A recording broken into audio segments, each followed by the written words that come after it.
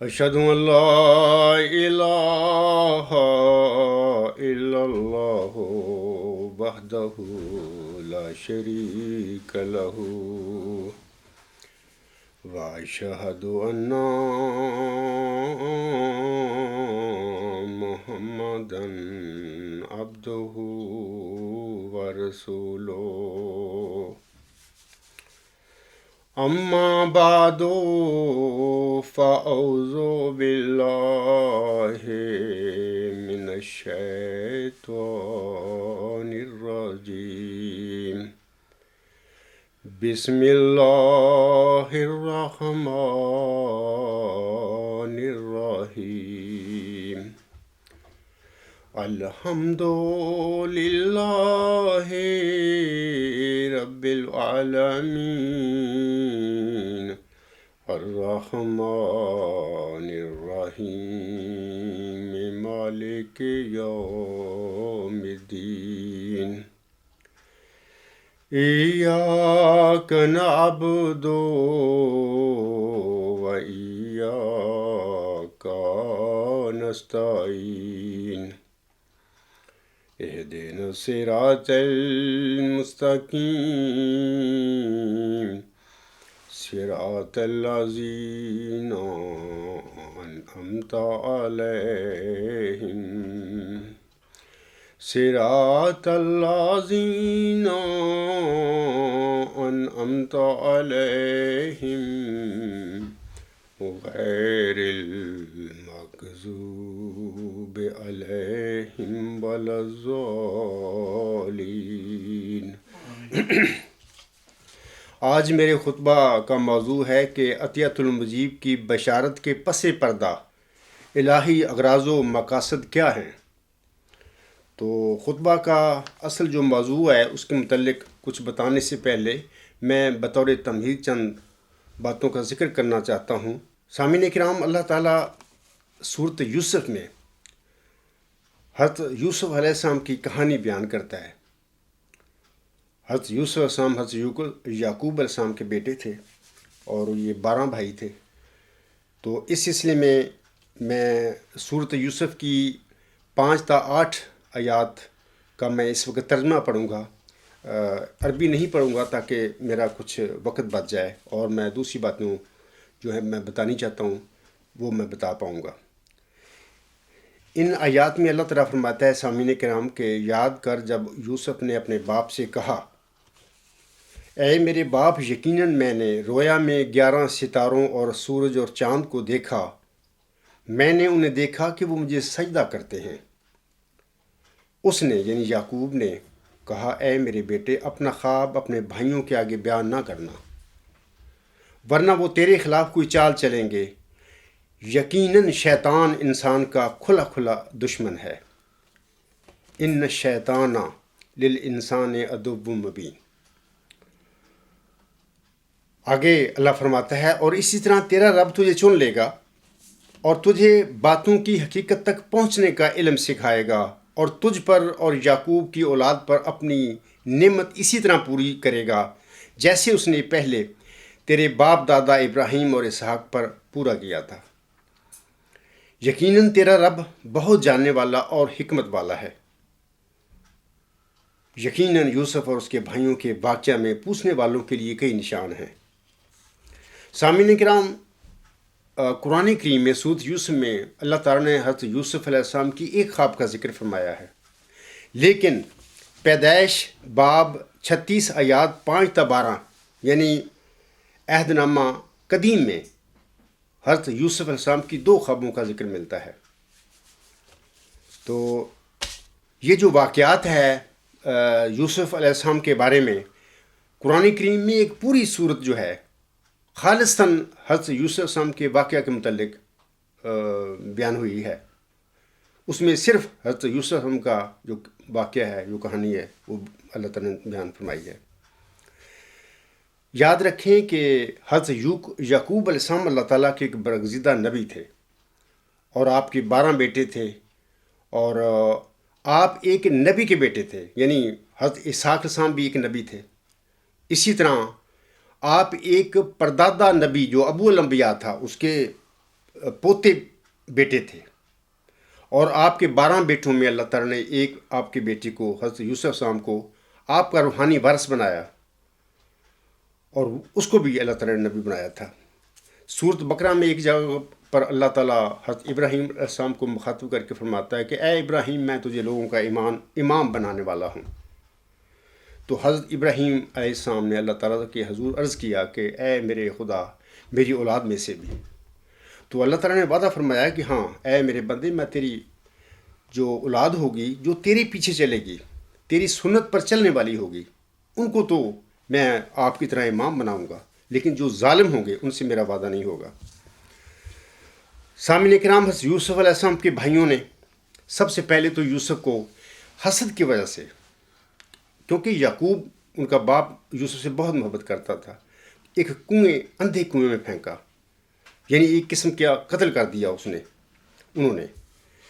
پھر اس کنویں میں سے نکال کر ایک مصری قافلہ تھا ان کو نظر آیا، تو انہوں نے اس مصری قافلہ کے ہاتھوں اپنے بھائی یوسف کو بیچ دیا۔ یاد رکھیں کہ یہ جو یعقوب تھا نبی تھا، یوسف ان کا بھائی اپنے بھائیوں کا بھائی تھا، وہ بھی نبی تھا۔ یہ کنویں میں پھینکنے والے جو حضرت یعقوب علیہ السلام کے جو بیٹے تھے، یہ نبی کی اولاد تھے۔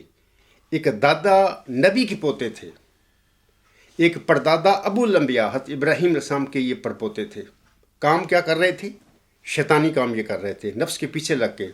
تعصب میں ایک بھائی کو انہوں نے کوشش کی کہ اس کو ہم ہلاک کر دیں، یا اپنے باپ کی توجہ اس سے ہٹا دیں، کسی طریقے سے اس کو اپنے باپ کی نظر سے اوجھل کر دیں۔ تو میں آپ لوگوں کو بتانا چاہتا ہوں کہ جب تک انسان کے ساتھ نفس لگا ہوا ہے، اللہ تعالیٰ نبیوں کو بچاتا ہے۔ نبیوں کا نفس اللہ مطلب کہ اس پر پردہ ڈال دیتا ہے، اس کو ٹھنڈا کر دیتا ہے۔ نفس نبیوں کا جو ہوتا ہے ان کو گمراہ نہیں کر سکتا، ایسی حالت پیدا کر دیتا ہے اللہ تعالیٰ۔ باقی جو لوگ ہوتے ہیں جن کے ساتھ نفس لگا ہوا ہے، خواہ وہ نبیوں کی اولاد کیوں نہ ہو، نفس وہاں پر ضرور دخل دیتا ہے اور ان کو گمراہ کرنے کی کوشش کرتا ہے۔ یہ جو حضرت یوسف علیہ السلام کے بھائی تھے، یہ نبیوں کی اولاد تھے، انہوں نے نفس کے پیچھے لگ کر اپنے بھائی کو ہلاک کرنا چاہا۔ تو جو لوگ کہتے ہیں کہ حضرت مرزا صاحب علیہ السلام کی اولاد کیسے گمراہ ہو سکتی ہے یا وہ کیسے جرم کر سکتی ہے، ان کو سوچنا چاہیے کہ حضرت مرزا صاحب علیہ السلام بھی آخری زمانے کے ابراہیم تھے، آخری زمانے کے یعقوب تھے، اور جو ان کی اولاد ہے ساری، وہ آخری زمانے کی اس نبی کی اولاد تھی۔ اگر پہلے جو نبی تھا ابراہیم علیہ السلام، حضرت اسحاق علیہ السلام، حضرت یعقوب علیہ السلام، اور ان کی جو اولاد تھی وہ گمراہ ہو گئی، انہوں نے ظلم کیا اپنے ایک بھائی نبی پر، تو کیا مرزا غلام حسن ان نبیوں سے بالا ہیں؟ ہرگز نہیں۔ تو لوگوں کو چاہیے محبت ضرور کریں حضرت مرزا صلی اللہ علیہ وسلم کی اولاد کے ساتھ، کرنی چاہیے۔ ایک نبی ہے، اللہ نے اس کو چنا ہے مرسل، اس کی اولاد سے محبت کرنی چاہیے، لیکن یہ بھی دیکھنا چاہیے کہ اگر وہ غلطیاں کر رہے ہیں اور جرائم کا ارتکاب کر رہے ہیں، ظلم کر رہے ہیں، تو پھر ظالموں کا ساتھ نہیں دینا چاہیے۔ اپنے پاس سے یہ نظریات نہیں گھڑنے چاہیے کہ مرزا صاحب السلام کی اولاد کیسے گمراہ ہو سکتی ہے۔ جب پہلے نبیوں کی ہوگی تو مرزا صاحب علیہ السلام کی کیسے نہیں ہو سکتی؟ ان کے ساتھ بھی لگا ہوا تھا نفس۔ یا تو یہ ثابت کر دے کوئی کہ جی مرزا صاحب السلام کی جسمانی اولاد کے ساتھ نفس نہیں تھا، پھر تو ٹھیک ہے بات۔ جب ان کے ساتھ نفس تھا تو پھر ظاہر ہے کہ یہ نفس تو نبیوں کی اولاد سے بھی غلط کام کروا دیتا ہے۔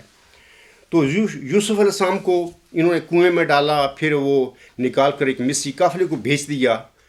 حضرت یوسف علیہ السلام مصر میں بکتا پھرا، ایک عزیز نامی شخص نے خرید لیا، اس کے گھر میں رہا، اور اس کے گھر میں بھی حضرت یوسف علیہ السلام کو ایک بہت بڑا ابتلا درپیش آیا کہ اس کی بیوی جو تھی اس سے محبت کرنے لگ گئی۔ بہرحال یہ تفصیل اس واقعے کی سورۃ یوسف میں موجود ہے، میں اس کی تفصیل میں نہیں جاؤں گا۔ بہرحال پھر ایک ایسا وقت آیا کہ حضرت یوسف علیہ السلام کو جیل میں ڈال دیا گیا۔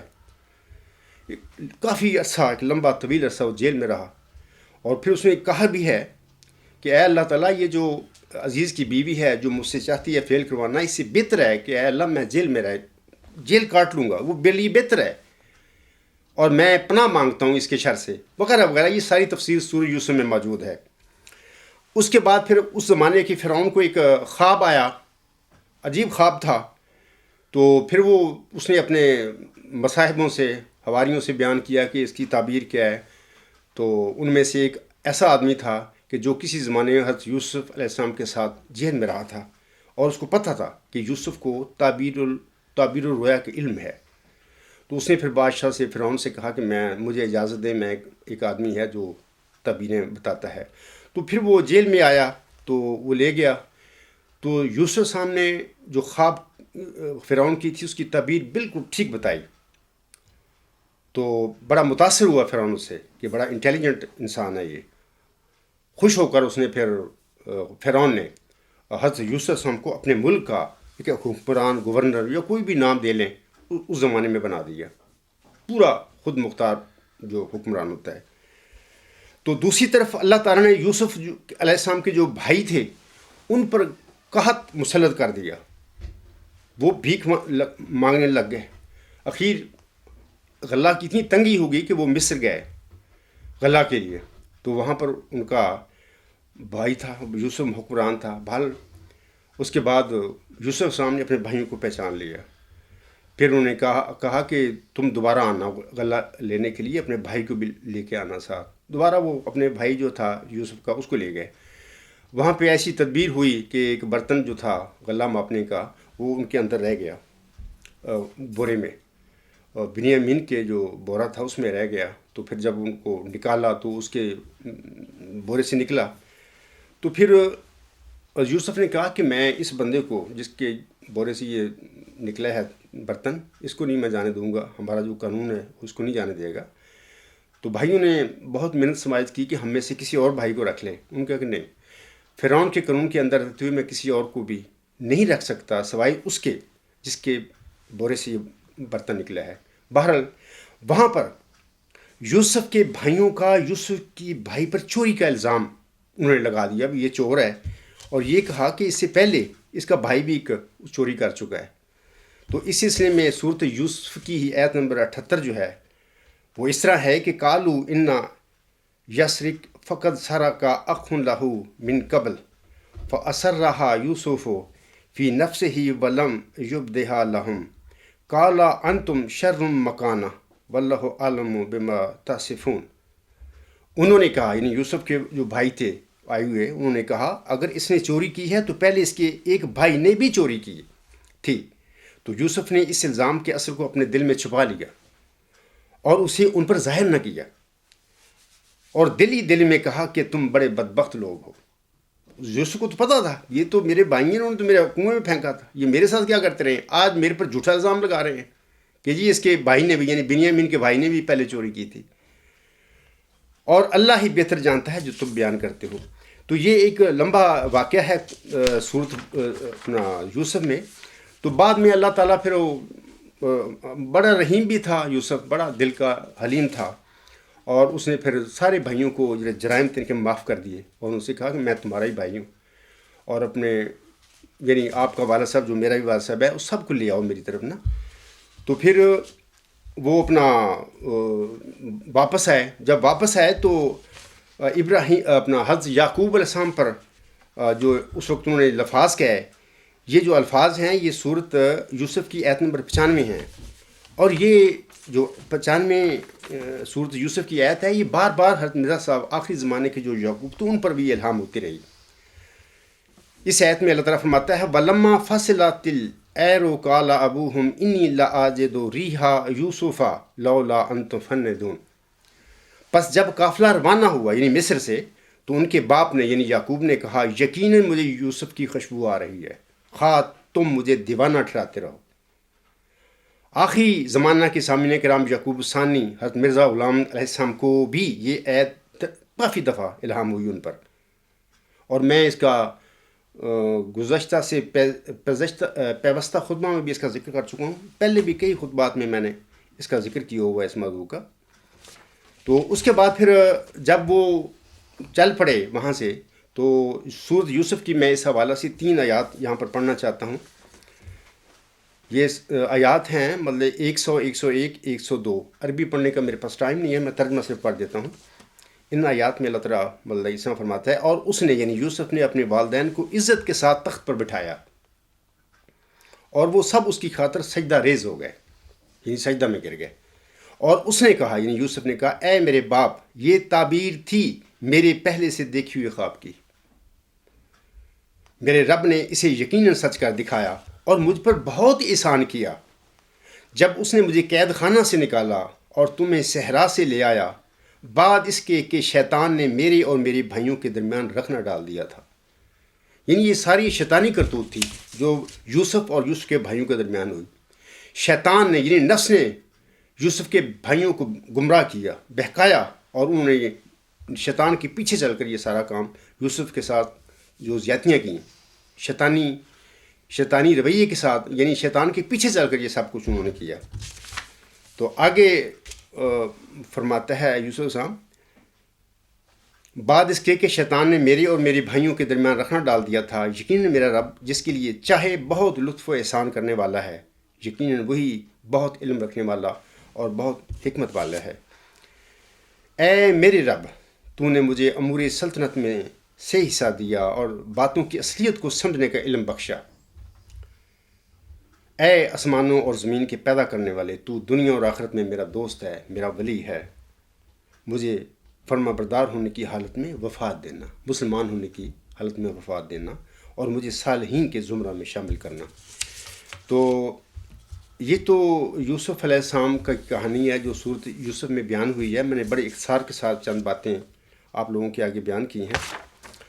تو میں آپ لوگوں کو ایک اور بات بتانا چاہتا ہوں کہ روایت نمبر 85 جو ہے سیرت المہدی کی، یہ سیرت المہدی جلد اول صفحہ 61 پر ہے۔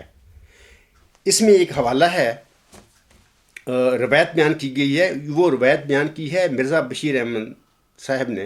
وہ لکھتے ہیں، بسم اللہ الرحمن الرحیم، بیان کیا مجھ سے حضرت والدہ صاحبان نے کہ حضرت مسیح موعود علیہ السلام جب کبھی مغرب کی نماز گھر میں پڑھاتے تھے تو اکثر صورت یوسف کی وہ آیات پڑھتے تھے جس میں یہ الفاظ آتے ہیں۔ یہ آیت جو ہے مثلا قال انما اشکو بسی و حزنی الی اللہ و اعلم من اللہ ما لا تعلمون۔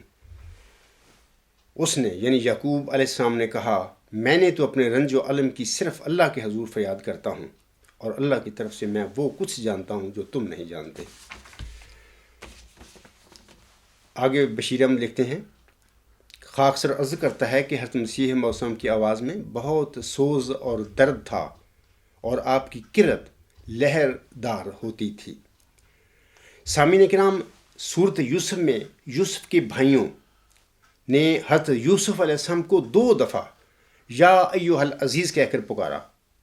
یعنی صورت یوسف کی آیت نمبر 79 اور 99 میں یہ دونوں آیت موجود ہیں۔ ان میں یوسف کے بھائی یوسف کو یا ایھا العزیز کہہ کر پکارتے ہیں، اے ہمارے سردار، اے صاحب اختیار۔ تو اب میں عزیز کے متعلق جو لفظ ہے کچھ باتیں آپ لوگوں کو بتانا چاہتا ہوں۔ خلیفہ رابع صاحب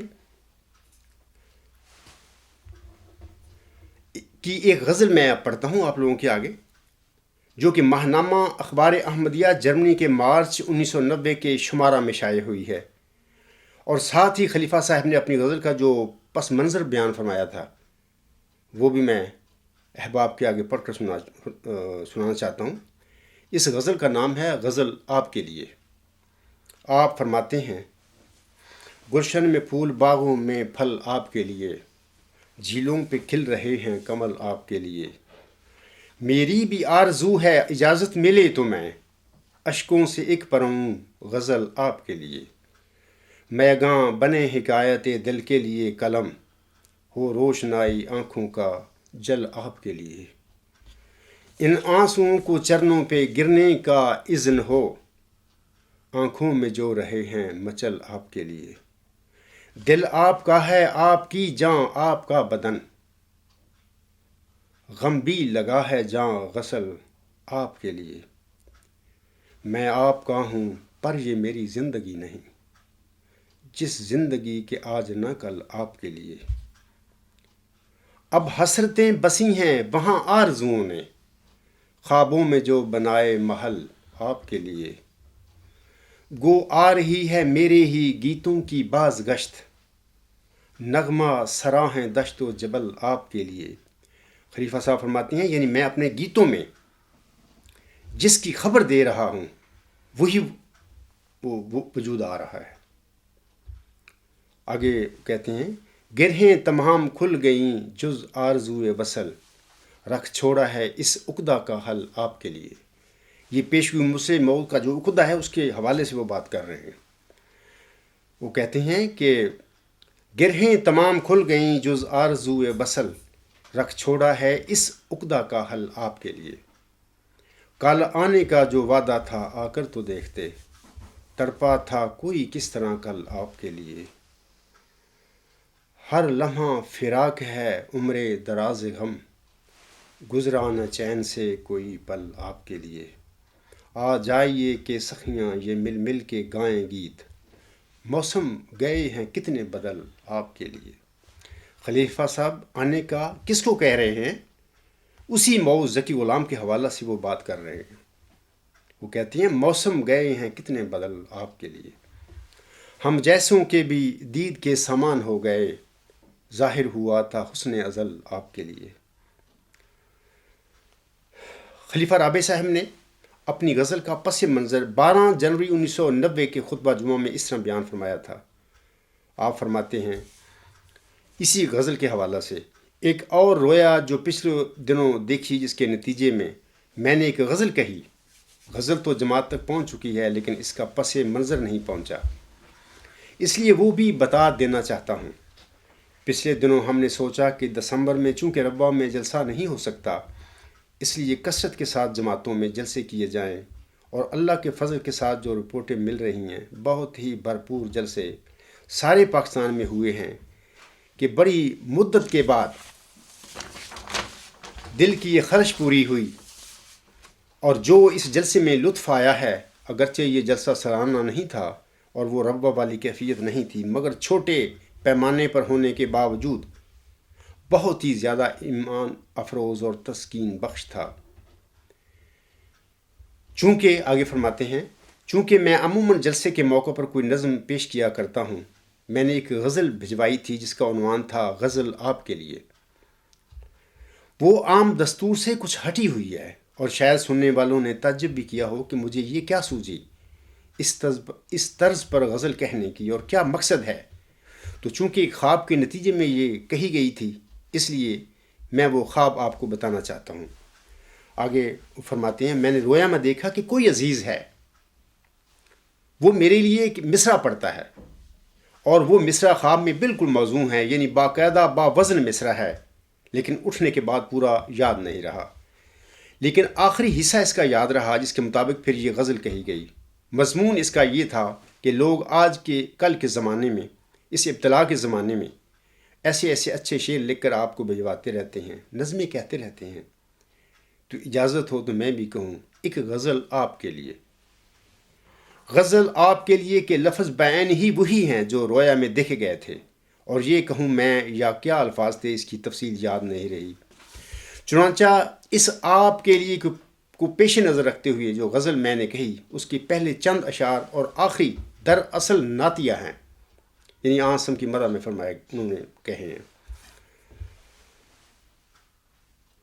وہ میں نے حضرت اقدس محمد مصطفیٰ صلی اللہ علیہ وآلہ وسلم کو مخاطب کر کے کہے ہیں، اور بیچ کے چند اشعار دوسرے مضامین کے بھی ہیں، لیکن یہ میں سمجھا دینا چاہتا ہوں کہ وہ میں اپنے متعلق نہیں کہہ رہا، نعوذ باللہ من ذالک۔ میں نے خود اپنے متعلق تو وہ غزل نہیں کہی تھی، اگرچہ کسی اور کے خیال سے بعض دفعہ انسان اپنے متعلق بھی ایک آدھ شعر کہہ لیتا ہے کسی کی زبان میں، کہ گویا تم یہ چاہتے ہو کہ مجھے یہ پیغام دو۔ ایسے بھی ایک دو شعر اس میں ہیں، لیکن دراصل اس کے اکثر اشعار نعتیہ ہیں، پہلے چند اور آخری خصوصیت کے ساتھ۔ تو یہ اس کا پس منظر ہے، جو امید ہے معلوم ہونے کے بعد اس غزل کی طرز بھی سمجھ آ جائے گی کہ کیا طرز ہے۔ سامعین کرام، خلیفہ صاحب کسی عزیز کے اشعار کے جواب میں یہ غزل یعنی غزل آپ کے لیے کہتے ہیں۔ یہ بات یاد رکھنے والی ہے۔ دوسری بات یہ یاد رکھیں کہ غزل کے اکثر اشعار جو ہیں خلیفہ صاحب نے حضرت صلی اللہ علیہ وآلہ وسلم کو مخاطب کر کے کہے ہیں۔ تیسری بات یہ ہے یاد رکھنے والی کہ حضرت صلی اللہ علیہ وآلہ وسلم دنیا میں دوبارہ اصالتاً نہیں آ سکتے، بلکہ جب سے آپ اس دنیا سے جسمانی طور پر فوت ہوئی ہیں، رخصت ہوئی ہیں، اس کے بعد سے آج تک آپ کے ذل ہی دنیا میں تشریف لا رہے ہیں آپ سے فیض پا کر۔ چوتھی بات یہ کہ مذکورہ غزل بھی خلیفہ صاحب نے حضرت صلی اللہ علیہ وسلم کے کسی ذل کو مخاطب کر کے کہی تھی۔ بظاہر آنسم مخاطب ہیں، وہ کہہ رہے ہیں، لیکن اصل میں آنسم کا کوئی ذل جو ہے آنسم کے روپ میں آنے والا تھا، جس کو مخاطب کر کے وہ کہہ رہے ہیں، اور وہی وہ کہتے ہیں کہ خواب میں کوئی عزیز ہے، وہ عزیز ہے، یعنی کوئی عزت پانے والا وجود ہے، دنیا میں عزت پانے والا وجود ہے۔ تو یہ تو باتیں تھیں ان کے جو انہوں نے پس منظر بیان کیا ہے غزل کا، تو اس کے متعلق چند باتیں میں نے کہی ہیں۔ سامعین کرام، اس غزل کا پس منظر بیان فرماتے وقت خلیفہ صاحب نے فرمایا ہے کہ کوئی عزیز ہے۔ بہرحال آپ نے عزیز کے اشعار کے جواب میں یہ غزل کہی تھی۔ لفظ عزیز میں اس غزل کے سامعین کرام سارے اسرار پوشیدہ ہیں۔ وہ عزیز کیا ہے؟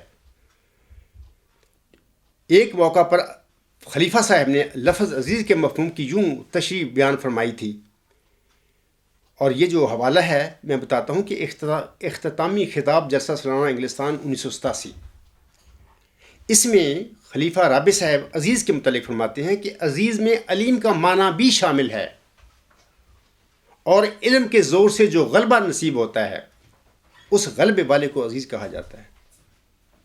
اس کا مطلب پھر کیا ہوا؟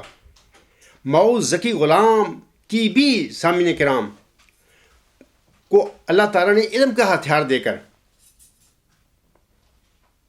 یعنی وہ علم کا ہتھیار کیا ہے اس کے ہاتھ میں جو اللہ تعالیٰ کی طرف سے اسے ملا؟ وہ اعلیٰ انتہائی ہماگیر نظریہ ہے، سپریم الٹیمیٹ یونیورسل کانسیپٹ ہے وہ اس کے ہاتھ میں۔ یہ علم کا ہتھیار دے کر اللہ تعالیٰ نے اس کو عزیز بنانا ہے اب دنیا میں۔ یہی بات خلیفہ صاحب فرما رہے ہیں، وہ کہتے ہیں کہ عزیز میں علم کا معنی بھی شامل ہے، اور علم کے زور سے جو غلبہ نصیب ہوتا ہے اس غلبے والے کو عزیز کہا جاتا ہے۔ اور اپنی جو غزل کا انہوں نے غزل آپ کے لیے کا جو پس منظر بیان فرمایا، اس نے وہ بتایا انہوں نے کہ کوئی عزیز ہے، وہ میرے لیے غزل کہتا ہے، اور میں وہ پڑھ چکا ہوں، تو وہ اس کا جو شعر ہے آخر پہ عزیز کا جو سنتے ہیں اس سے، تو غزل آپ کے لیے وہ کہتا ہے۔ تو یہ تو میں نے چند باتیں بتائی ہیں خلیفہ رابع صاحب کی اس غزل کے حوالے سے، جس کا عنوان ہے غزل آپ کے لیے۔ تو سامعین کرام، ایک عزیز کا وعدہ اللہ تعالیٰ نے حضرت مسیح موعود امام مہدی علیہ السلام کو بھی عنایت فرمایا ہوا ہے۔ حضور ایدہ اللہ تعالیٰ کی رویا میں جس عزیز کا ذکر ہے، جو اب میں بیان کروں گا پڑھ کے، کہیں یہ وہی عزیز تو نہیں جس کا وعدہ حضور اسلم کو دیا گیا تھا، جس کا خلیفہ رابع صاحب اپنے رویا میں ذکر کرتے ہیں عزیز کا؟ کیا کہیں وہ وہی عزیز تو نہیں؟ یعنی خلیفہ رابع صاحب نے خواب میں جس عزیز کے اشعار کے جواب میں غزل آپ کے لیے کہی تھی، کیا یہ وہی عزیز تو نہیں جس کا حضور اسلام کے خواب میں ذکر ہے؟ حضور علیہ السلام اپنے ایک خواب کا ذکر فرماتے ہوئے لکھتے ہیں، یہ تذکرہ صفحہ 284، مجموعہ اشتہارات جلد 3 صفحہ 172 تا 173۔ حضور صاحب فرماتے ہیں، 20 اکتوبر 1899 کو خواب میں مجھے یہ دکھایا گیا کہ ایک لڑکا ہے جس کا نام عزیز ہے، اور اس کے باپ کے نام کے سر پر سلطان کا لفظ ہے۔ وہ لڑکا پکڑ کر میرے پاس لایا گیا اور میرے سامنے بٹھایا گیا۔ میں نے دیکھا کہ وہ ایک پتلا سا لڑکا گورے رنگ کا ہے۔ میں نے اس خواب کی تعبیر یہ کی ہے کہ عزیز عزت پانے والے کو کہتے ہیں، اور سلطان جو خواب میں اس لڑکے کا باپ سمجھا گیا ہے، یہ لفظ یعنی سلطان عربی زبان میں اس دلیل کو کہتے ہیں کہ جو ایسی بین الظہور ہو جو بباعث اپنے نہایت درجہ روشن ہونے کے دلوں پر اپنا تسلط کر لے۔ گویا سلطان کا لفظ تسلط سے لیا گیا ہے، اور سلطان عربی زبان میں ہر ایک قسم کی دلیل کو نہیں کہتے، بلکہ ایسی دلیل کو کہتے ہیں جو اپنی قبولیت اور روشنی کی وجہ سے دلوں پر قبضہ کر لے اور طبع سلیمہ پر اس کا تسلط تام ہو جائے۔ پس اس لحاظ سے کہ خواب میں عزیز جو سلطان کا لڑکا معلوم ہوا ہے، اس کی یہ تعبیر ہوئی کہ ایسا نشان جو لوگوں کے دلوں پر تسلط کرنے والا ہوگا ظہور میں آئے گا، اور اس نشان کے ظہور کا نتیجہ جس کو دوسرے لفظوں میں اس نشان کا بچہ کہہ سکتے ہیں، دلوں میں میرا عزیز ہونا ہوگا۔ جبکہ جس کو خواب میں عزیز کے تمثل سے ظاہر کیا گیا، پس خدا نے مجھے دکھلایا ہے کہ قریب ہے جو سلطان ظاہر ہو، یعنی دلوں پر تسلط کرنے والا نشان، جس سے سلطان کے لفظ کا اشتقاق ہے، اور اس کا لازمی نتیجہ جو اس کے فرزند کی طرح ہے، عزیز ہے۔ اور یہ ظاہر ہے کہ جس انسان سے وہ نشان ظاہر ہو جس کو سلطان کہتے ہیں، جو دلوں پر ایسا تسلط اور قبضہ رکھتا ہے جیسے کہ ظاہری سلطان جس کو بادشاہ کہتے ہیں رعایا پر تسلط رکھتا ہے، تو ضرور ہے کہ ایسے نشان کے ظہور سے اس کا اثر بھی ظاہر ہو، یعنی دلوں پر تسلط اس نشان کا ہو کر صاحب نشان لوگوں کی نظر میں عزیز بن جائے۔ اور جب کہ عزیز بننے کا موجب اور علت سلطان ہی ہوا، یعنی ایسی دلیل روشن جو دلوں پر تسلط کرتی ہے، تو اس میں کیا شک ہے کہ عزیز ہونا سلطان کے لیے بطور فرزند کے ہوا، کیونکہ عزیز ہونے کا باعث سلطان ہی ہے جس نے دلوں پر تسلط کیا، اور تسلط سے پھر یہ عزیز کی کیفیت پیدا ہوئی۔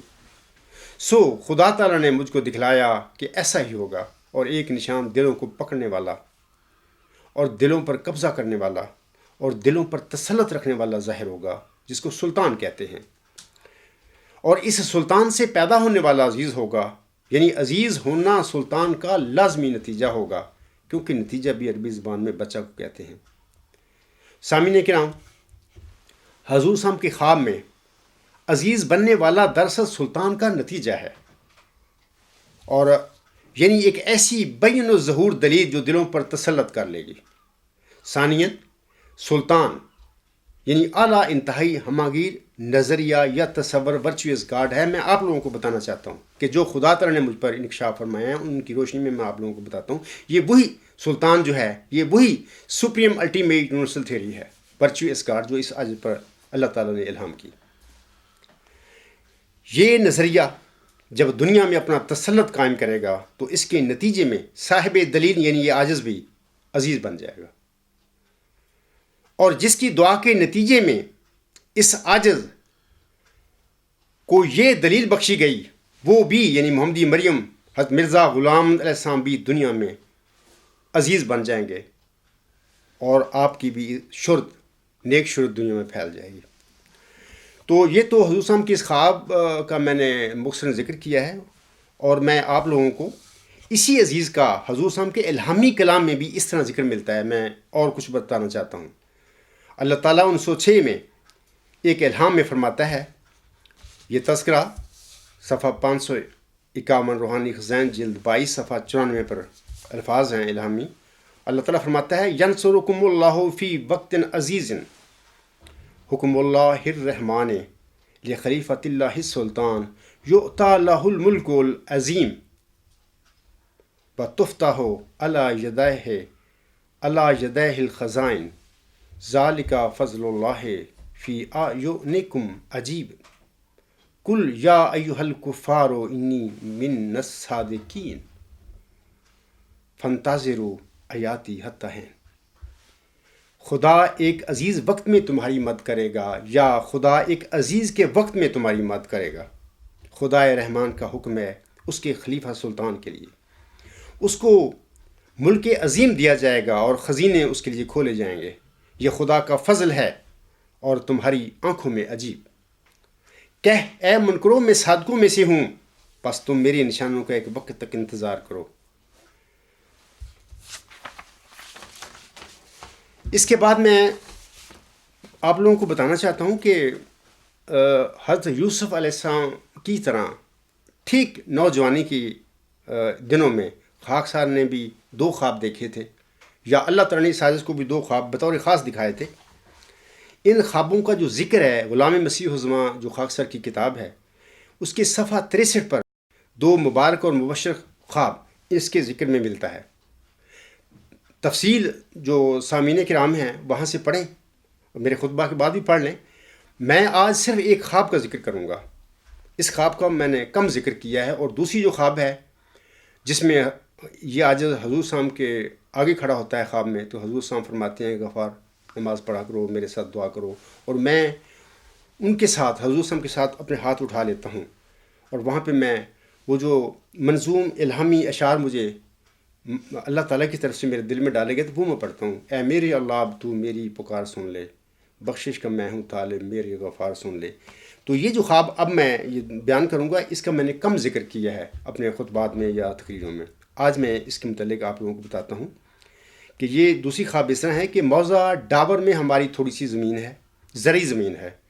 زمین بالائی اور زیریں حصوں میں منقسم ہے۔ زمین کے بالائی حصہ پر میرے والد صاحب مرحوم کے زمانے میں ایک کچی حویلی تھی، جس کے نقوش اب تک میرے ذہن میں اچھی طرح یاد ہیں۔ رویا میں دیکھتا ہوں کہ میں اس حویلی کے پاس کھڑا ہوں، اچانک دیکھتا ہوں کہ کچھ فاصلے پر حضرت مسیح موعود علیہ السلام ہماری زیریں زمین میں سے گزر رہے ہیں۔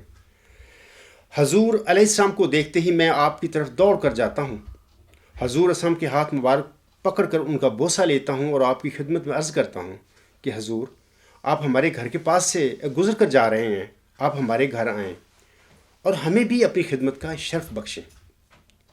آپ علیہ السلام نے ارشاد فرمایا، مجھے آگے کام ہے، میں واپسی پر آپ کے گھر آؤں گا۔ آپ علیہ السلام آگے تشریف لے جاتے ہیں اور میں واپس حویلی کی طرف آ جاتا ہوں۔ تھوڑی دیر کے بعد حضور صاحب ہمارے گھر تشریف لے آئے۔ آپ نے ہم سب گھر والوں کو اکٹھا کیا اور ہمیں نماز پڑھنے کی تلقین فرمائی۔ پھر حضور اسلام نے از راہ شفقت فرمایا، غفار میرے ساتھ آؤ، آج کل ہماری زمین پر گنے کا رس نکالتے ہیں، تم بھی رس پینا۔ میری خوشی کی انتہا نہ تھی۔ میں نے ایک برتن لیا اور گھر والوں سے کہا کہ میں حضور علیہ السلام کے ساتھ آپ کی زمین کی طرف جا رہا ہوں، وہاں پر رس پیوں گا اور کچھ رس لے کر بھی آؤں گا۔ پھر حضور علیہ السلام کے پیچھے پیچھے چل پڑتا ہوں۔ کافی چلنے کے بعد میں حضور علیہ السلام کے ساتھ آپ کی زمین میں داخل ہو جاتا ہوں۔ زمین اتنی پیاری تھی کہ بیان کرنے کے لیے میرے پاس الفاظ نہیں ہیں۔ خواب میں ہی خیال کرتا ہوں کہ ہماری زمین تو اچھی نہیں ہے، ہم بھی اپنی زمین فروخت کر کے حضور علیہ السلام کی زمین کے ساتھ ہی خرید لیں گے، خواہ تھوڑی ہی ملے۔ یہ خواب میں ہی تصور میرے اندر پیدا ہوا تھا۔ یہیں پر ہوں کہ میری آنکھ کھل گئی۔ سامعین کرام، یہ جو خوابیں میں نے دیکھی تھیں، جس کا میں نے ابھی ذکر کیا ہے، ایک خواب کا تو اور ایک مختصر بتائی ہے جس میں حضور صاحب کے آگے ان کی دعا میں شامل ہو کر میں وہ اشعار پڑھتا ہوں۔ 6 سال تک مجھے ان کی تعبیر کا کوئی علم نہ ہوا۔ خوابیں دیکھیں، بڑی خوشی ہوئی کہ حضور صاحب سے ملاقات ہوئی ہے خواب میں، حضور اپنے زمین پہ لے گئے ہیں، یا ایک خواب میں میں ان کے ساتھ ان کی ارشاد پر ان کی دعا میں شامل ہوتا ہوں اور پڑھتا ہوں دعا۔ بڑی حکیمانہ خوابیں تھیں، لیکن مجھے ان کو پتہ نہیں لگا، کیونکہ میں نہ کوشش کی جاننے کی، نہ میں ذرا اس قسم کے ذہن کا بندہ تھا کہ خواب دیکھیے تو خواب اپنے پر سوار کر لو۔ 6 سال تک کچھ پتہ نہیں۔ دارالحمل میں مبارک سجدہ سے اٹھنے کے بعد ان دونوں خوابوں کی تعبیروں کا اللہ تعالیٰ نے مجھے علم دیا، یعنی ان خوابوں کی تعبیر اس وقت تک مجھے نہ معلوم ہوئی جب تک اللہ تعالیٰ نے خود نہ بتائی۔ دارالحمل میں ہی جب میں نے ان خوابوں کو لکھنا شروع کیا، یہ سوچ کے بھی میری گزشتہ زندگی میں تو بہت اس طرح خوابیں میں نے دیکھی ہوئی ہیں، تو میں نے تو کبھی لکھی نہیں۔ میں لکھنے بیٹھ گیا ایک دن۔ خوابیں جب میں لکھ رہا تھا، خوابوں کے لکھتے لکھتے ہی جب میں اس خواب پر پہنچا جو ابھی میں نے زمین کے حوالے سے آپ لوگوں کو پڑھ سنائی ہے کہ حضور صاحب مجھے اپنی زمین کی طرف لے گئے، یہ خواب میں لکھ ہی رہا تھا کہ اس وقت نا اچانک اللہ تعالیٰ نے میرے دل میں ڈالا کہ تو اس وقت کیا پڑھ رہا ہے، یعنی میں اب لکھ رہا تھا لیکن میں کچھ پڑھ بھی رہا تھا۔ اللہ تعالیٰ نے میرے دل میں ڈالا کہ تو اس وقت کیا پڑھ رہا ہے۔ جب میں نے منہ کی طرف توجہ کی تو اس وقت میں بڑے جوش کے ساتھ یہ پڑھ رہا تھا، نساؤکم حرث لکم، تمہاری عورتیں تمہاری کھیتی ہیں۔ اور عجیب بات یہ تھی سامعین کرام کہ یہ فکرہ ایسے ہی صبح سے بغیر کسی وجہ کے بار بار دہرائے جا رہا تھا میں۔ پھر اللہ تعالیٰ نے میرے دل میں ڈالا، مجھے کہا کہ یہ خواب جو تو لکھ رہا ہے اس کی تعبیر اسی فکرے میں ہے، اور اس طرح اللہ تعالیٰ نے اس خواب کی تعبیر سے مجھے آگاہ فرما دیا اور میں سمجھ گیا کہ اس کا مطلب کیا ہے۔ اور میں آپ لوگوں کو یہ بھی بتانا چاہتا ہوں کہ دیکھو، جناب مرزا بشیر الدین محمود نے بھی لاہور میں ایک خواب دیکھا تھا، غالباً 7-8 جنوری 1946 کو۔ فوراً ہی جا کے انہوں نے تعبیر بھی کر لی تو اپنا مسلم موعود ہونے کا دعویٰ بھی کر دیا۔ میری خواب جو دیکھے ہیں میں نے اور بشیر الدین محمود کا خواب جو ہے، اس میں یہ فرق ہے کہ 6 سال تک مجھے پتہ ہی نہیں، جب تک خدا تعالیٰ نے نہیں بتایا مجھے اور بشیر الدین محمود کو فوراً پتہ چل گیا اس کی تعبیر کا، انہیں دعویٰ کر دیا جائے گا، جبکہ وہ دعویٰ ہی جھوٹا ہے، کیونکہ وہ ذکی غلام تو اللہ تعالیٰ نے مرزا غلام السلام کے گھر میں بطور جسمانی لڑکا پیدا ہی نہیں کیا تھا۔ بعد میں پھر مزید سوالات اللہ تعالیٰ کے حضور میں نے کیے کہ اے اللہ تعالیٰ، یہ جو خواب ہے جس کی آپ نے تعبیر مجھے بتائی ہے کہ حضور السلام کی نسل میں ضرور داخل ہوں گا، اللہ تعالیٰ مجھے داخل کرے گا، تو یہ کیا معاملہ کہاں ہوگا؟ تو اللہ تعالیٰ نے مجھے پھر جو اس وقت جانشین تھا حضرت مرزا صاحب علیہ السلام کا بنا ہوا، یعنی خلیفہ رابع صاحب، اس کی بتایا مجھے کہ اس کے گھر میں آپ کا یہ واقعہ ہوگا۔ تو پھر اگلا سوال میرے اندر یہ پیدا ہونا شروع ہو گیا کہ کہاں معین طور پہ اے خدا مجھے بتا دے، یعنی انسان کرتا رہتا ہے اللہ کے حضور سوال جب تک اس کو جواب نہیں ملتے۔ تو میں نے بھی پوچھا، تو پھر ایک دفعہ میں آپ لوگوں کو بتانا چاہتا ہوں، غالباً یہ مارچ 1984 کا آخری عشرہ تھا۔ ایک رات میں سونے سے پہلے اللہ تعالیٰ کی تسبیح اور تمہید میں مصروف تھا اور جاگ رہا تھا، لیکن اچانک میرے ہوش و حواس کھوئے گئے۔ اس حالت میں اللہ تعالیٰ نے مجھے ایک نظارہ دکھایا، اور دراصل اللہ تعالیٰ نے اس نظارہ میں مجھے میرے متذکرہ بالا سوال کا جواب عنایت فرمایا۔ نظارہ یہ تھا کہ میرے سامنے ایک تصویر ہے اور میرا بھائی عبدالسلام میرے ساتھ کھڑا تھا۔ میں تصویر کی طرف اشارہ کر کے اپنے بھائی کو کہتا ہوں کہ بھائی جی، اللہ تعالیٰ نے آسمان سے یہ نعمت میرے لیے بھیجی ہے۔ اسی وقت میری غنودگی کی حالت جاتی رہی۔ یہ تصویر کس کی تھی؟ اس تصویر کے نیچے لکھا ہوا تھا عطیۃ المجیب بنت حضرت خلیفہ المسیح رابع ایدہ اللہ تعالیٰ بن نصر العزیز۔ اس واقعہ کے بعد سامعین اکرام میرے پاس کوئی سوال کی گنجائش نہ رہی، یعنی سب کچھ اللہ نے مجھ پر ظاہر کر دیا۔ میں آپ لوگوں کو بتانا چاہتا ہوں کہ اس کے بعد ایک دن ایسا مجھ پر آیا کہ مجھے شک پڑ گیا کہ یہ جو واقعہ اللہ تعالیٰ نے مجھے مؤوز ذکی غلام مسیح الزماں ہونے کا مجھے بتایا ہے کہ میں تجھے بنا رہا ہوں محمدی مریم کا مؤوز ذکی غلام، اور پھر یہ عطیۃ المجیب کی جو خبر اللہ نے میں دی ہے، کیا میری نفس میں تو نہیں باتیں؟ انسان ہوں، کمزور ہوں، اور میری اندر ایک چیز پیدا ہوئی اور شدید میں تکلیف میں مبتلا ہو گیا ایک دن کہ کیا معاملہ ہے، کیا نفس میرا مجھے گمراہ کرتا پھر رہا ہے؟ تو بہرحال ایک دن جس دن یہ میرے پر یہ آیا، حالت آئی شک کی، تو اس دن رات کو میں چارپائی پر بیٹھا تھا۔ میں اپنے گھر والوں سے کافی دور چارپائی تھی میری، تو ایک ٹانگ میری چارپائی پر تھی اور ایک نیچے تھی۔ میری اللہ تعالیٰ سے یہ فریاد تھی کہ اے اللہ تعالیٰ، غلام مسیح الزماں کی خبر اور عطیۃ المجیب کی خبر کہیں میرے نفس کی طرف سے تو نہیں ہے۔ اچانک میں دیکھتا ہوں کہ میری زبان میرے قابو سے باہر ہے، اور اس نے ایک فکرہ لا ریبہ فیہ تیز دہرانا شروع کر دیا۔ 1 منٹ یا غالباً 1.5 منٹ تک یہ عمل جاری رہا، اور ساتھ ساتھ زبان کامتی بھی جا رہی تھی، اور پھر ایسے آہستہ زبان نارمل ہو گئی۔ اس واقعہ کے دوران میں نے مشاہدہ کیا کہ میری زبان میرے قابو سے باہر ہے، اور وہ خود بخود ایک فکرہ دہراتی جا رہی ہے۔ جب یہ واقعہ ختم ہوا تو مجھے پتہ چلا کہ یہ اللہ تعالیٰ کی طرف سے تسلی تھی کہ اے میرے بندے، تو شک نہ کر، یہ باتیں سچی ہیں اور اللہ تعالیٰ کی طرف سے ہیں، لا ریب فیہ، اس میں کوئی شک نہیں۔ اس کے بعد میری پریشانی بھی ختم ہو گئی، اور میرے دل پر ایک قسم کی سکینت نازل ہو گئی۔ میں آپ لوگوں کو بتانا چاہتا ہوں سامعین کرام کہ یہ آپ جانتے ہیں سارے کہ مرد عورت کی ضرورت ہے، عورت مرد کی ضرورت ہے۔ اللہ تعالیٰ نے انسانوں کو پیدا کیا، ان کو بنایا، یہ چیزیں اللہ نے لگا دیں کہ مرد کی ضرورت عورت ہے اور عورت کی ضرورت مرد ہے، اور جب یہ ضرورتیں پیدا کرنے کے لیے ایک عورت مرد ملتی ہیں تو اس کو شادی ہم کہتے ہیں۔ اس کا نتیجہ پھر اولاد ہوتی ہے، آگے پیدا ہوتی ہے۔ اللہ تعالیٰ نے ایسا سسٹم بنایا دنیا میں، اس سے انسانی نسل کی بقا اور نسل کا تسلسل جاری ہے۔ تو یہ اللہ تعالیٰ کا بنایا ہوا ایک سلسلہ ہے دنیا میں۔ میں آپ لوگوں کو بتانا چاہتا ہوں کہ جس وقت جو میری اس وقت حالت ہے، مجھے کسی عورت کی ضرورت نہیں۔ الحمدللہ میری اس وقت 63 سال عمر ہونے والی ہے۔ اللہ تعالیٰ نے مجھے جو بیوی بخشی ہے،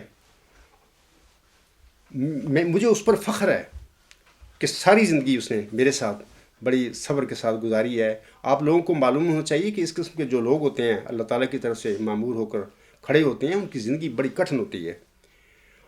آپ حسن کی زندگی کا مشاہدہ کریں، موسیٰ، عیسیٰ، ابراہیم کی زندگیوں کا مشاہدہ کریں، حضرت مرزا غلام صاحب کی زندگی کا مشاہدہ کریں، شیب ابی طالب میں کیسا کٹھن دکھ زمانہ گزرا، ایسے ہی یہ جو میری بیوی ہے اللہ تعالیٰ نے مجھے بخشی. 27 اکتوبر 1985 کو میری شادی ہوئی تھی، اور اس وقت سے لے کر آج تک بڑے صبر کے ساتھ، بڑی وفاداری کے ساتھ میرے ساتھ ہے. اور اللہ نے بڑے نیک اور بڑے انٹیلیجنٹ بچے مجھے دیے، اور وہ میرے ساتھ ہیں، آگے پیچھے کھڑے ہیں اور سارا کام میرے ساتھ کرتے ہیں. تو میں آپ لوگوں کو بتانا چاہتا ہوں کہ مجھے کسی عورت کی ضرورت نہیں اب. لیکن اس میں پتہ نہیں کیا راز ہے اس بات کا کہ یہ عطیت المجید کی بشارت کے پس پردہ الہی اغراض و مقاصد کیا ہیں. ابھی میں نے آپ کو بتایا شروع میں کہ آج کے خطبہ جمعہ کے میرے مقاصد جو اغراض یہ جو ہیں یہی موضوع ہے. میں بتانا چاہتا ہوں آپ لوگوں کو جو میں سمجھاؤں، جو اللہ تعالیٰ کی طرف سے مجھے فہم ملا ہے. اور یہ جو میری موجودہ بیوی ہے، میں اس کو ایک ختیجہ کا قائم مقام سمجھتا ہوں. جس طرح حضرت ختیجہ رضی اللہ تعالیٰ عنہا آسم کے ساتھ بڑی وفاداری کے ساتھ انہوں نے دکھ کاٹے، شیب ابی طالب میں بھی تھی آپ کے ساتھ. تو ایسی میری بیوی اور میرے بچے جو ہیں، جو مرزا محمود کے شیطانی نظام نے جو ہم پر شیب ابی طالب کا دور داخل پر مسلط کیا ہوا ہے حالت میں مجھ پر، تو وہ میرے ساتھ وفاداری کے ساتھ میرے بچے اور میری بیوی چل رہے ہیں. اور الحمدللہ. اور مجھے کسی، جیسے میں کہہ رہا ہوں کہ مجھے، جیسے کہ میں نے کہا ہے کہ مرد کو عورت کی ضرورت ہوتی ہے، مجھے اس مقصد کے لیے کسی عورت کی ضرورت نہیں ہے. میری بیوی میری وفادار ساتھ ہے، بچے ہیں میرے. جو مقصد ہوتا ہے کہ شادی کا وہ پورا اللہ نے کر دیا. تو اگر اللہ تعالیٰ نے یہ جو بات میں آپ لوگوں کو بتا رہا ہوں اگر یہ پوری ہوتی ہے، کل کلاں یہ ہوتی ہے، تو میں سمجھوں گا کہ عطیت المجید جو ہے میرے لیے عائشہ کی قائم مقام ہوگی، جس کو آسمان والا دے گا مجھے. زمین والے قطن تیار نہیں ہیں. عطیت المجید کے والد نے کیا کیا، سب کچھ کو میں نے ان کے آگے لکھ کے رکھ دیا تھا، لیکن وہ سمجھا کہ جمع صاحب یہ اپنے پاس سے باتیں بناتے پھر رہے ہیں وغیرہ وغیرہ، جو بھی ان کی سوچ تھی. بس وہ کیونکہ عطیت المجید ان کی بیٹی تھی، انہوں نے بڑی شان سے شادی کی اور میری باتوں کو سمجھا کہ یہ ایسی باتیں نفس کی باتیں ہیں. پھر اللہ تعالیٰ نے اپنی قدرت سے اس کو عطیت المجید کو واپس لایا اللہ. تو یہ بڑا ایک فکر انگیز لمحہ تھا خلیفہ رابع صاحب کے لیے، لیکن اس کے باوجود وہ اپنی ضد پر ڈٹا رہا اور عطیت المجید کے نام بدلتا پھرا، عطیت الحبیب کر دیا اس نے. تو بہرحال یہ آپ لوگ سب جانتے ہیں، میری علامہ مسیح کتاب میں بھی کچھ باتیں لکھی ہوئی ہیں. تو مقصد میرا کہنے کا ہے کہ وہ چلے گئے ہیں اس دنیا سے، لیکن میں یہ سمجھتا ہوں کہ اللہ تعالیٰ کی خبریں جو میرے تک پہنچی ہیں، ان خبروں کے سے یہ پتہ ملتا ہے کہ یہ واقعہ بالکل سچا ہے. اللہ تعالیٰ طاقت رکھتا ہے اپنی باتوں کو پورا کرنے کے لیے. جب یہ باتیں ہوں گی تو میں سمجھتا ہوں کہ جیسے میرے آقا حضرت محمد مصطفیٰ صلی اللہ علیہ وسلم کو اللہ تعالیٰ نے عائشہ رضی اللہ تعالیٰ عنہا ام المومنین بخشی تھی، اور ایک دین کا بڑا جو علم ہے ہمیں ان کے ذریعے ملتا ہے امت کو.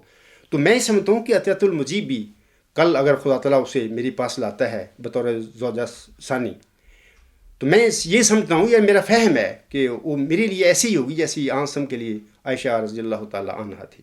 بہرحال یہ اللہ تعالیٰ کے کام ہیں، تو اس میں بندوں کا تو کوئی دخل نہیں. لیکن میں یہ سمجھتا ہوں کہ بندے تو پوری کوشش کرتے ہیں کہ یہ ہم نے کام نہیں ہونے دینا وغیرہ وغیرہ، وہ کر لیں، کوشش پوری کریں. لیکن میں آپ لوگوں کو بتاتا ہوں کہ جو خبر مجھ تک پہنچی ہے وہ بالکل سچی ہے. تو اللہ تعالیٰ طاقت رکھتا ہے اس بات کو پورا کرنے کے لیے.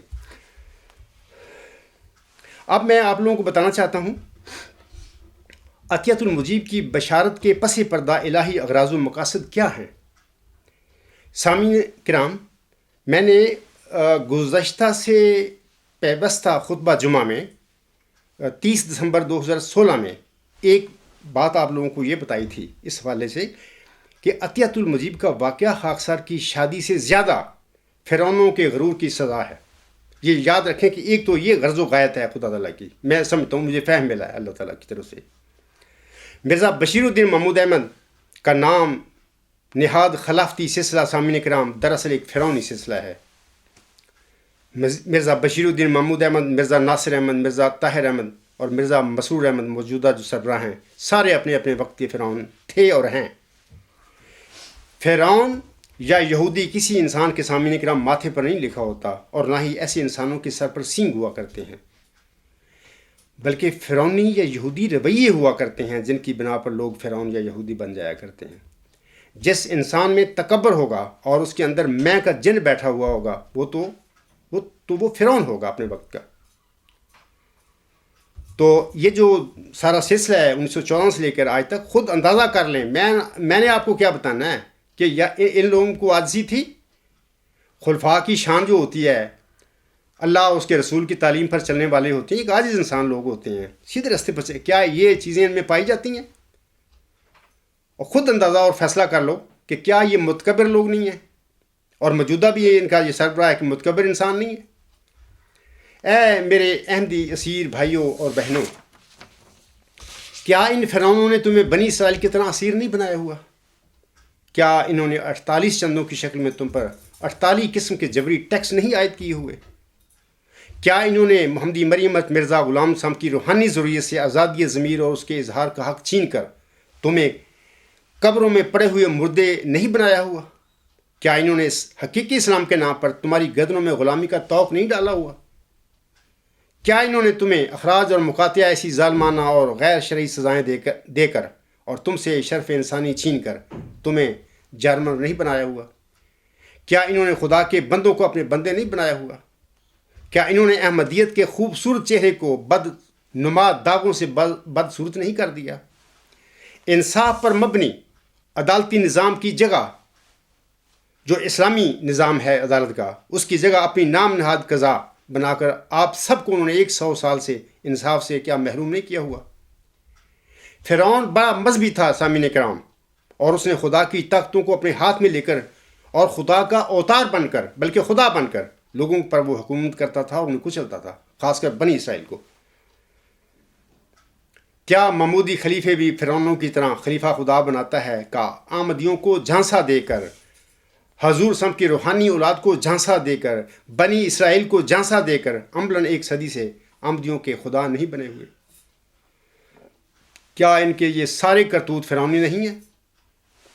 میں اپنے اسیر احمدی بہنوں اور بھائیوں سے پوچھتا ہوں کہ کیا ان فرعونوں کو ان کے غرور کی سزا ملنی چاہیے یا کہ نہیں؟ مجھے یقین ہے کہ آپ سب با یک زبان ہو کر کہو گے کہ ان فرعونوں کو ان کے غرور کی، ان کے کیے کی سزا ضرور ملنی چاہیے. لہذا میں دوبارہ کہتا ہوں آپ لوگوں کو کہ عطیۃ المجیب کا واقعہ میری شادی کے بجائے دراصل ان فرعونوں کے غرور کی سزا زیادہ ہوگا. بعض لوگ اعتراض کر دیتے ہیں کہ جناب ایک طرف تو خلیفہ رابع صاحب کے اشعار اپنی صداقت کے لیے استعمال کرتے ہیں، ایک طرف ان کو تم فرعون کہہ رہے ہو.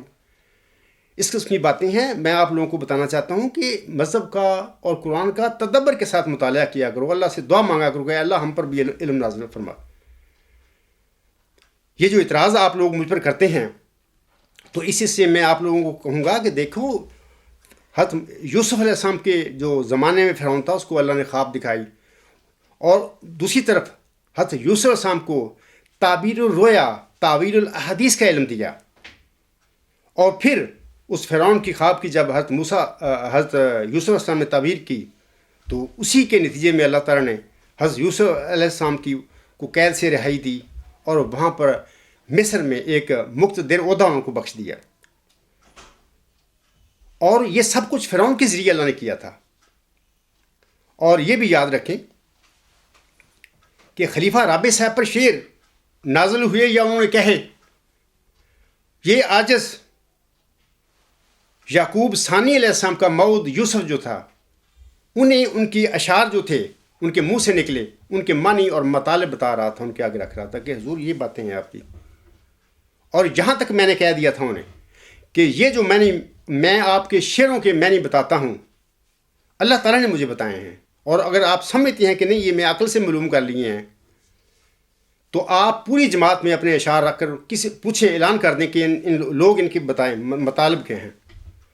میں نے خلیفہ رابع صاحب سے کہا تھا اگر ایک بندے کا بھی، ایک احمدی کا بھی وہ معنی اور تشریح آپ کے شعروں کی آ گئی جو میں کرتا ہوں، تو میں بھی سمجھ لوں گا کہ شاید میرے بھی ذہن نے بھی کام کیا ہے، یہ الہامی باتیں نہیں ہیں، تو میرے ذہن نے بھی یہ مطالب نکال لی ہیں. لیکن میں آپ سے کہوں گا کہ ایک بندہ بھی آپ کو آپ کے شعروں کی تعبیر نہیں بتائے گا، کیونکہ اللہ نے مجھے بتائے ہیں.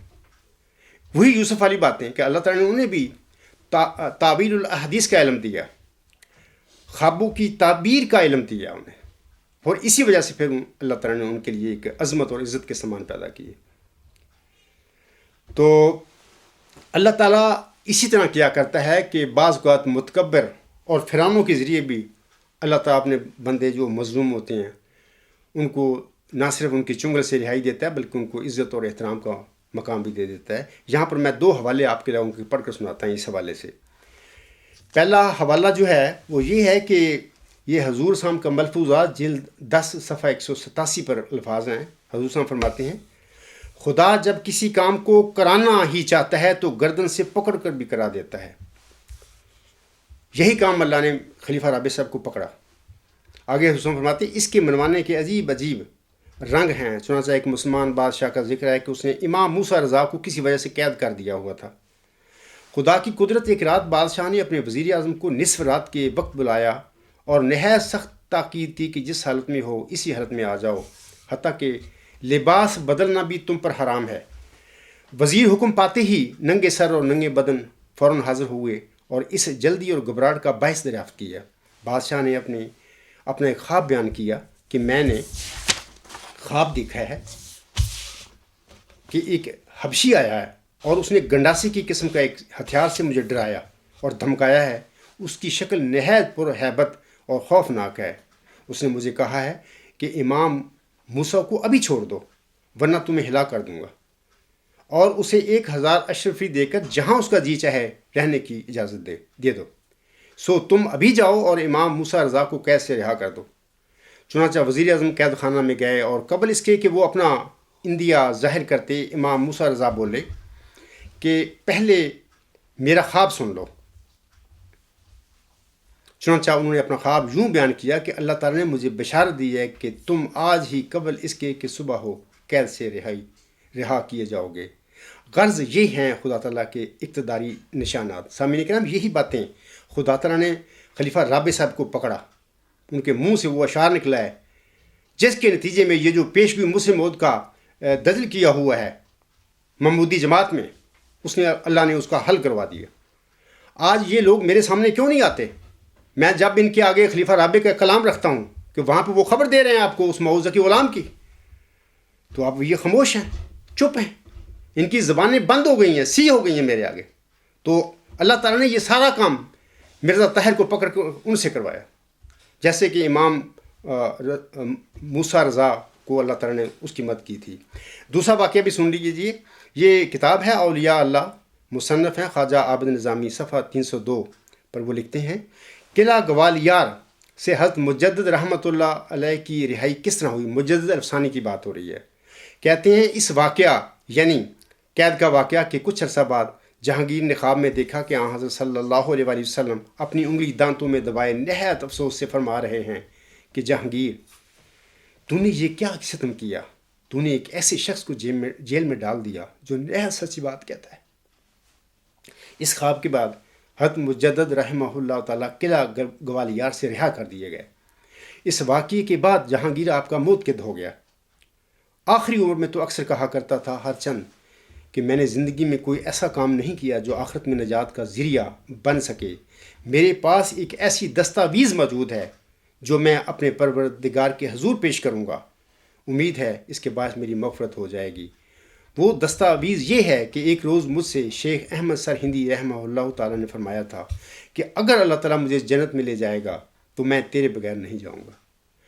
میرا مقصد کہنے کا ہے کہ وہ جو ان کی رویہ تھا، فرعونی رویہ ہے، خلیفہ رابع صاحب، خلیفہ ناصر صاحب، خلیفہ محمود صاحب، یہ موجودہ ان کے رویے سب فرعونی رویے ہیں۔ میں کیا کروں؟ میں سچ کہہ رہا ہوں۔ میں چیلنج کرتا ہوں جماعت احمدیہ قادیان کے خلیفوں اور مولویوں کو میرے سامنے آئیں، میں تمہیں ثابت کر کے دکھاتا ہوں کہ یہ سارا ایک فرعونی سلسلہ ہے، کوئی خلافت نام کی نہیں، لیکن انہوں نے اپنا سارا دھندا جو ہے فرعونی خلافت کے نام پر چلایا ہوا ہے، خدا کے نام پر چلایا ہوا ہے۔ محمد صاحب کا نام لیتے ہیں، میرا صاحب کا نام لیتے ہیں، جبکہ اندر وہ ساری فرعونیت ہے۔ دوسری جو ہے بات میں آپ لوگوں کو بتانا چاہتا ہوں، عطیت المجیب کے پس پردہ الہی اغراض و مقاصد جو ہیں، اس میں سے جو دوسرا ہے وہ یہ، اس طرح میں آپ لوگوں کو بتانا چاہتا ہوں کہ آخری زمانے کے یعقوب علیہ السلام کی جسمانی نسل اور روحانی فرزند موعود ذکی غلام کے درمیان شیطان نے جو عداوت ڈالی ہے، اس کے خاتمہ کے لیے اللہ تعالیٰ نے عطیت المجیب سے ایک پل کا کردار یا صلح کا کردار ادا کروانا ہو۔ یہ بھی اللہ نے مجھے فہم دیا ہے کہ یہ بھی مطلب اور مقصد ہو سکتا ہے اس واقعے کے پیچھے. جیسا کہ میں شروع میں کہہ چکا ہوں کہ میں اس عمر میں ہوں کہ مجھے کسی عورت کی ضرورت نہیں ہے. مجھے اللہ نے عورت بھی دی، اولاد بھی دی، لائق دی، اور آگے اولاد بھی، آگے پھر مجھے اولاد بھی دیکھنی اللہ تعالیٰ نصیب کر رہا ہے. لیکن میں یہ سمجھتا ہوں کہ اس کا دوسرا مجھے فہم ملا ہے کہ شاید یہ بات ہو، کیونکہ بعض اوقات بیویاں بہت کچھ اپنے خامدوں سے کروا لیتی ہیں. جو اللہ کے بندے ہوتے ہیں، اللہ جن کو کھڑا کرتا ہے مامور کے طور پر، وہ کبھی کوئی ایسا کام بیویوں کے کہنے پر نہیں کرتے جس کی اللہ اجازت نہ دے، یا وہ سنت نبی صلی اللہ علیہ وسلم کے خلاف ہوں. لیکن ویسی زندگی میں بعض ایسی باتیں ہوتی ہیں جو اللہ تعالیٰ بعض اوقات بیویاں اپنے خامدوں سے منوا لیتی ہیں، قائل کر لیتی ہیں ان کو دلی کے ساتھ. میں آپ لوگوں کو اسی حوالہ سے ایک حضور صاحب کا ایک روایت جو ہے بشیر احمد کی لکھی ہوئی وہ پڑھ کر سنانا چاہتا ہوں. بشیر احمد سیرت المہدی کا ایک حوالہ لکھتے ہوئے فرماتے ہیں، خاکسر عرض کرتا ہے کہ یہ جاننے کے لیے کہ حضرت مسیح موعود کا اپنے گھر والوں کے ساتھ کیسا معاملہ تھا. مولوی عبد الکریم صاحب کی تصنیف سیرت مسیح موعود کے مندرجہ ذیل فقرات ایک عمدہ ذریعہ ہیں. مولوی صاحب موصوف فرماتے ہیں، عرصہ قریب 15 برس کا گزرتا ہے جب کہ حضرت صاحب نے بار دیگر خدا تعالیٰ کے امر سے معاشرت کے بھاری اور نازک فرض کو اٹھایا ہے. اس اثنا میں کبھی ایسا موقع نہیں آیا کہ خانہ جنگی کی آگ مشتعل ہوئی ہو. وہ ٹھنڈا دل اور بہشتی قلب قابل غور ہے، جسے اتنی مدت میں کسی قسم کے رنج اور تنغص عیش کی آگ کی آنچ تک نہ چھوئی ہو. اس بات کو اندرون خانہ کی خدمت گار عورتیں جو عوام الناس سے ہیں اور فطری سادگی اور انسانی جامہ کے سوا کوئی تکلف اور تصنع زیر کی اور استنباطی قوت نہیں رکھتی، بہت عمدہ طرح محسوس کرتی ہیں. وہ تعجب سے دیکھتی ہیں تو اور زمانہ اور گردش و پیش کے عام عرف اور برتاؤ کے بالکل برخلاف دے کر بڑے تعجب سے کہتی ہیں، اور میں نے بارہا انہیں خود حیرت سے کہتے ہوئے سنا ہے. یہ بشیر احمد جو ہے، مرزا بشیر احمد عرف قمر الانبیاء، وہ لکھتے ہیں، وہ کہتے ہیں میں نے بارہا کہتے ہوئے سنا ہے کہ مرزا بیوی دی گل بڑی ماندا ہے. یہ ان کی میں وہ کوٹ کر رہا ہوں. تو مقصد کہنے کا ہے کہ جب میرا آقا جو تھے وہ اپنی ام المومنین رضی اللہ تعالیٰ عنہ کی بات مانتے تھے، تو اس کا غلام کو بھی بارزار میں موجودہ میری بیوی ہے، وہ بھی میرے ساتھ زندگی گزار رہی ہے، بڑی مطمئن ہے، اور ہم دونوں اپنی زندگی چلا رہے ہیں، دکھ سکھ میں اکٹھے ہیں.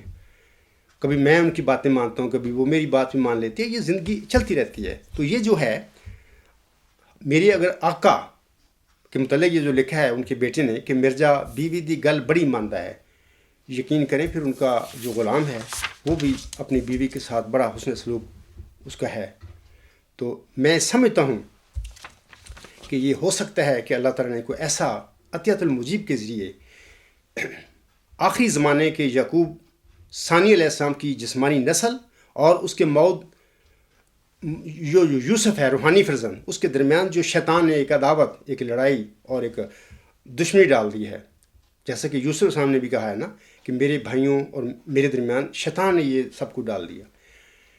یوسف علیہ السلام کے بھائیوں نے شیطان کی پیروی کی، جس کی نتیجے میں انہوں نے بھائی کو دکھ دیے، کنویں میں پھینکا، بعد میں بکتا بکاتا مصر میں چلا گیا. بڑی مصیبتوں کے بعد اللہ تعالیٰ نے پھر اس کو عزت دی. اللہ کا کام ہے عزت دینا یا عزت چھین لینا. اور دوسری طرف بھائیوں کو، یوسف کے بھائیوں کو قحط میں ڈال دیا، وہ فقیر بن گئے. تو پھر وہ گئے وہاں پہ غلے کے لیے، تو پھر وہاں پہ بہرحال جو بھی ہے وہ واقعہ سورۃ یوسف میں موجود ہے.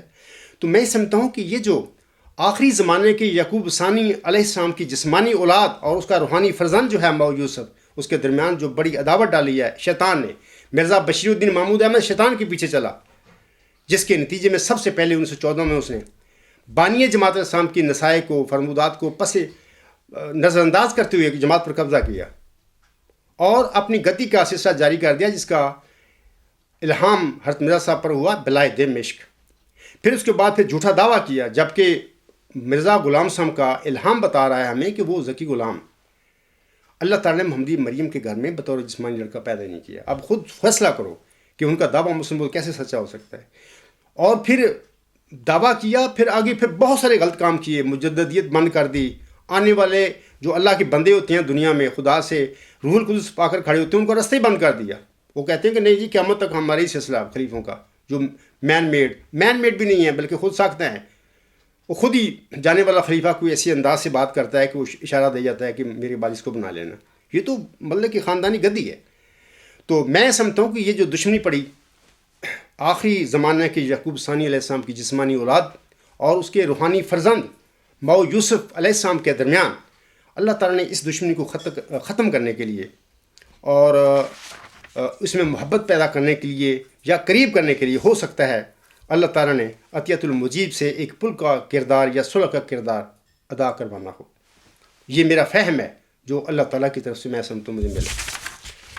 علاوہ اس کے سامنے کرام تیسری جو غرض اور غائد جو مجھے علم ہوا ہے وہ یہ ہے کہ موعود ذکی غلام یا موعود مسیح عیسیٰ ابن مریم یعنی خاکسار، جس نے ساری زندگی چھپریوں میں گزاری، جس نے ساری زندگی اپنی غربت میں کاٹی، کو جناب خلیفہ رابع صاحب کی دمادی کا شرف بخش کر اللہ خاکسار کو کوئی عزت دینی ہو. یعنی اللہ تعالیٰ کا یہ فیصلہ، اس میں یہ بھی بات ہو کچھ کہ اللہ تعالیٰ نے ایک اپنے عاجز بندے کو، جس نے ساری زندگی غربت کاٹی، چھپریوں میں رہا، اللہ تعالیٰ نے، یہ اللہ کا فیصلہ ہے، اللہ تعالیٰ نے اس اپنے عاجز بندے کو خلیفہ رابع صاحب کا داماد بنا کر یا اسے خلیفہ رابع صاحب کی دامادی کا شرف بخش کر اسے کوئی عزت دینی ہو. چوتھی جو غرض و غایت ہے وہ اس طرح مجھے لگتا ہے کہ اس وقت تو جب میں بات کروں گا تو لوگ کہیں گے کہ یہ جمبا صاحب یہ کیا باتیں کرتا ہے، کہاں زمین کہاں عرش. باقی ٹھیک ہے بات یہ، کہیں میں تو زمین کے قابل بھی نہیں، اتنا چھوٹا آدمی ہوں. اور حضرت مرزا صاحب میرے آقا جو تھے، ان کی اولاد جو ہے باقی وہ آسمان پر بیٹھی ہوئی ہے، اللہ نے ان کو عزت دی ہے، یہ اللہ کا فضل ہے ان پر، اس کی نسل پر حضرت مرزا صاحب اسلام کی وجہ سے ہے ان کو پر فضل، ان کو اللہ نے عزت دی، سب کچھ ہے. اور میں ایک غریب انسان، حقیر انسان، جماعت احمدیہ میں پیدا ہونے والا بندہ ہوں. یہ بات بالکل ٹھیک ہے. اور میں آپ لوگوں کو بتانا چاہتا ہوں کہ مجھے اپنی اوقات کا بخوبی علم ہے. میں کیا ہوں؟ بظاہر کوئی جوڑ نہیں ہے اس عاجز کا اور خلیفۃ المسیح رابع کی بیٹی کا، کوئی جوڑ ہی نہیں ہے، کوئی توقع نہیں بنتا. لیکن میں آپ لوگوں کو بتانا چاہتا ہوں کہ اللہ تعالیٰ کے کام ہوتے ہیں، انسانوں کو کیا اس میں دخل ہے، وہ فیصلے اللہ کے ہوتے ہیں، جو چاہے کرنا چاہے وہ کر دیتا ہے، بندہ کچھ بھی نہیں کر سکتے. اللہ تعالیٰ فرماتا ہے انما امرہ اذا اراد شیئا ان یقول اللہ کن فیکون. میرا معاملہ تو یہ ہے کہ جب میں کسی کام کا ارادہ کر لیتا ہوں کرنے کا، تو میں صرف کہتا ہوں ہو جا، وہ ہو جاتا ہے. تو میں آپ لوگوں کو بتانا چاہتا ہوں کہ چوتھی جو غرض و غایت جس کا مجھے پتہ لگ رہا ہے وہ یہ بھی ہو سکتی ہے کہ موعود ذکی غلام یا موعود مسیح عیسیٰ ابن مریم یعنی خاکسار کو جناب خلیفہ رابع صاحب کا داماد بنا کر میری روحانی ماں محمدی مریم حضرت مرزا غلام صاحب کی جسمانی اولاد کو بھی کوئی عزت بخشنی ہوگی. اللہ نے یہ فیصلہ کیا ہوگا کہ ان کو عزت بخشنی ہوگی اس عاجز کی وجہ سے. میں بہت ایک حقیر اور معمولی انسان ہوں. مرزا صاحب سامنے تو اپنی اس میں رسالہ الوسیم نے لکھا ہے، لیکن میں آپ لوگوں کو بتانا چاہتا ہوں کہ آپ لوگوں کو کچھ علم نہیں اس بات کا کہ آئندہ زمانے میں کیا ہونے والا ہے. اللہ تعالیٰ اس دنیا میں کیا انقلاب پیدا کرنے والا ہے موعود ذکی غلام ہاتھوں کے ذریعے، اس کو علم دے کر کیا کیا انقلابات روح نما ہونے والے ہیں، ابھی کسی کو پتہ نہیں. یہ سب چیزیں پردے میں ہیں، پردہ غیب میں ہے. اور الحمدللہ میں سمجھتا ہوں کہ اللہ تعالیٰ نے مجھے کچھ خبریں دی ہوئی ہیں. بہرحال یہ جو میں نے باتیں آپ لوگوں کو بتائی ہیں کہ عطیۃ المجیب کی بشارت کے پس پردہ الہی اغراض و مقاصد کے بارے میں جو ابھی میں نے بتایا، یہ اللہ تعالیٰ نے جو مجھے فہم دیا ہے میں اس کے مطابق آپ لوگوں کو بتا رہا ہوں. آخر پر سامعین کرام، آخری زمانہ کے یعقوب ثانی علیہ السلام کے ان پاکیزہ اشعار پر اپنا میں خطبہ ختم کرتا ہوں. وہ فرماتے ہیں کیوں عجب کرتے ہو گر میں آ گیا ہو کر مسیح، کیوں عجب کرتے ہو گر میں آ گیا ہو کر مسیح، خود مسیحائی قدم بھرتی ہے یہ باد بہار. آسماں پر دعوت حق کے لیے ایک جوش ہے، ہو رہا ہے نیک طبعوں پر فرشتوں کا اتار. آ رہا ہے اس طرف احرار یورپ کا مزاج، نبض پھر چلنے لگی مردوں کی ناگا زندہ بار. کہتے ہیں تثلیث کو اب اہل دانش الوداع، کہتے ہیں تثلیث کو اب اہل دانش الوداع، پھر ہوئے ہیں چشمائے توحید پر از جان نثار۔ باغ میں ملت کے ہے کوئی گلے رینا کھلا، آئی ہے باد صبا گلزار سے مستانہ وار۔ آ رہی ہے اب تو خوشبو میرے یوسف کی مجھے، آ رہی ہے اب تو خوشبو میرے یوسف کی مجھے، گو کہو دیوانہ میں کرتا ہوں اس کا انتظار۔ وما علینا الا البلاغ وآخر دعوانا ان الحمد للہ رب العالمین۔ اولم و آخرم و ظاہرم و باطنا ہو و مولانا نعم المولا و نعم النصیر و نعم الوکیل۔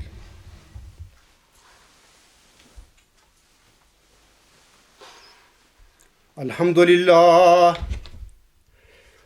للہ نحمده ونستعینه ونستغفره ونؤمن به ونتوکل علیہ ونعوذ باللہ من شرور انفسنا ومن سیئات اعمالنا، من یهده اللہ فلا مضل له ومن یضللہ فلا ہادی له، ونشهد ان لا الہ الا اللہ ونشهد ان محمدا عبده ورسولہ۔ عباد اللہ رحمکم اللہ، ان اللہ یأمر بالعدل والاحسان وایتاء ذی القربى وینہی عن الفحشاء والمنکر والبغی یعظکم لعلکم تذکرون۔ اذکروا اللہ یذکرکم وادعوہ یستجب لکم ولذکر اللہ اکبر۔